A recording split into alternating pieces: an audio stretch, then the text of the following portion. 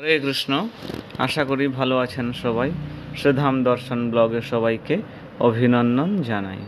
আজকে আমাদের দর্শনীয় স্থান উড়িষ্যায় অবস্থিত নীলমাধব। জগন্নাথ দেবের আবির্ভাবের পূর্বে এই নীলমাধবের লীলা, নীলমাধব লীলার পরেই জগন্নাথদেব আবির্ভাব হন। নীলমাধবের মন্দির এবং সেখানে বিশেষ একটি কুণ্ড আছে, অপ্রাকৃত কুণ্ড। সেই কুণ্ড দর্শন করব এবং নীলমাধবকে দর্শন করব।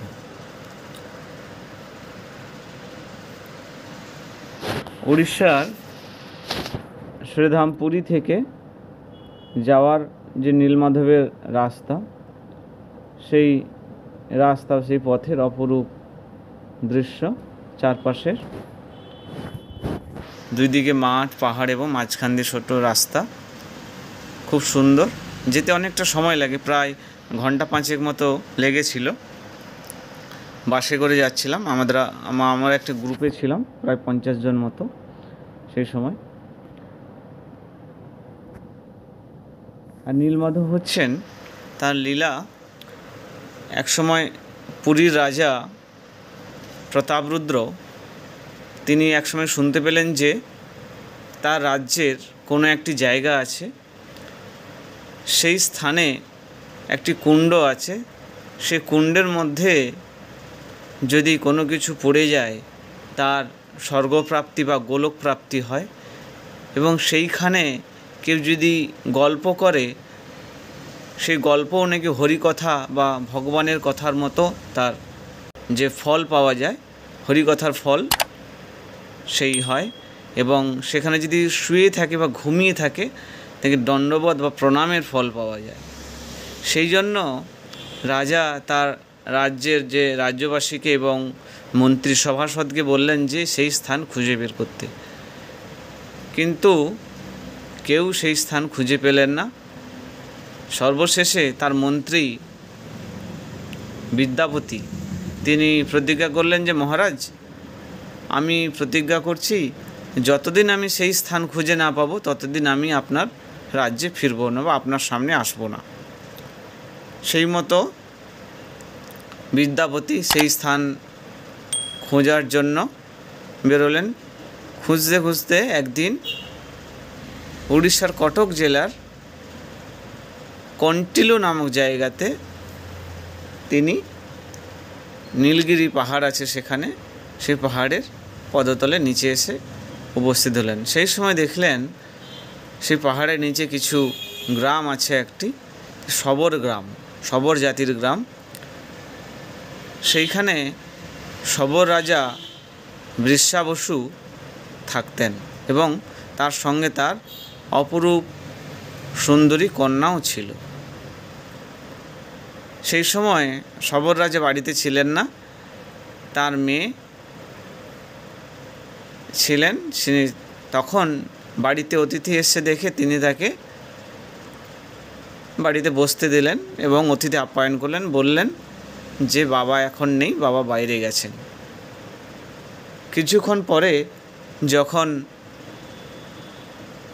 বৃষাবসু ফিরলেন বাড়িতে, তখন তার গায়ে থেকে অপূর্ব সুন্দর গন্ধ বেরোচ্ছিল। ভগবানের পূজা অর্চনা করার পরে সে ভগবানের শ্রীঅঙ্গের যে পূজার গন্ধ, সেই গন্ধ তার গায়ে ছিল, পূজার যে গন্ধ, সেই অপূর্ব গন্ধ, অপ্রাকৃত গন্ধ তখন সেই বিদ্যাপতি পাচ্ছিল। তখন তিনি ভাবলেন এই গন্ধ সাধারণ গন্ধ নয়, এটা কোনো অপ্রাকৃত গন্ধ, কোনো ভগবানের পূজার গন্ধ। তখন তিনি চিন্তা করলেন যে এই রহস্য আমাকে বের করতে হবে। তিনি সেই সময় অসুস্থতার ভান করে সেই বাড়িতে থাকলেন। তখন তিনি অসুস্থ হয়েছে দেখে বৃষাবসু তার মেয়ের নাম ছিল ললিতা, সে ললিতাকে বললেন যে তুমি এনার সেবা শুশ্রূষা করো।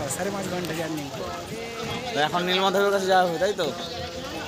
নীলমাধবের মন্দিরের উপরে আছে, পাহাড়ের উপরে, ওইখানে উঠছি। এইভাবে সেবা শুশ্রূষা করতে করতে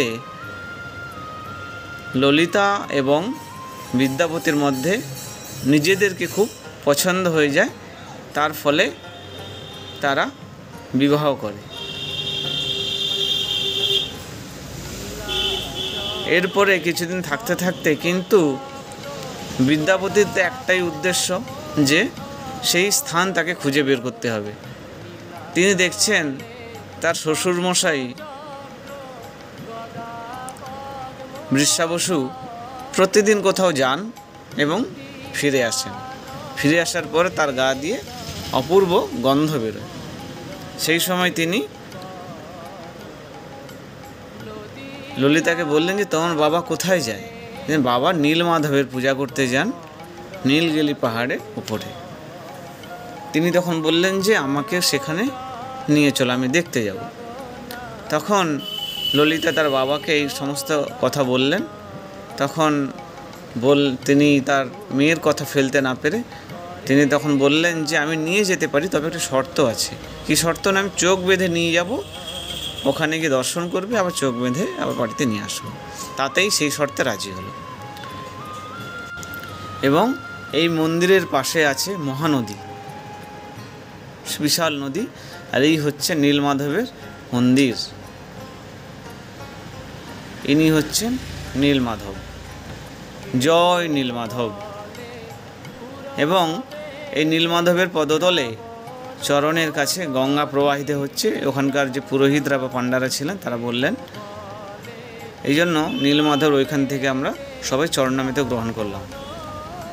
এবং এই মন্দিরের পেছনেই আছে প্রসাদ পাওয়ার জায়গা।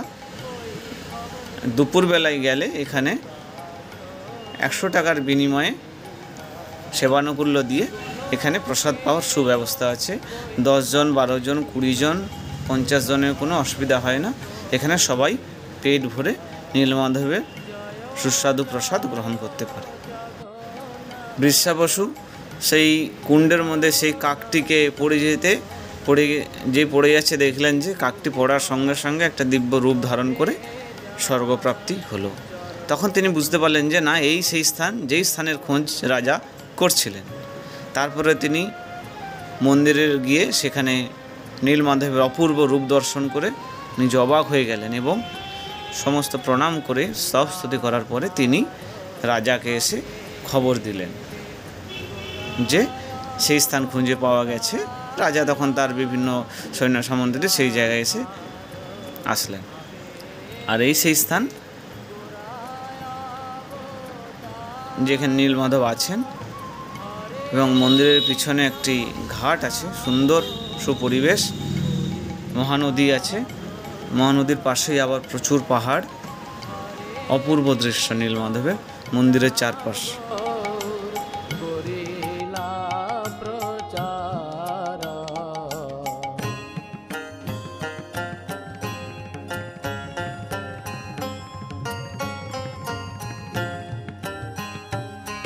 বাসুদেব ঘোষ বলে করি জোড় হাত, বাসুদেব ঘোষ বলে করি জোড় হাত, যেই গৌর সেই কৃষ্ণ সেই জগন্নাথ, যেই গৌর সেই কৃষ্ণ সেই জগন্নাথ।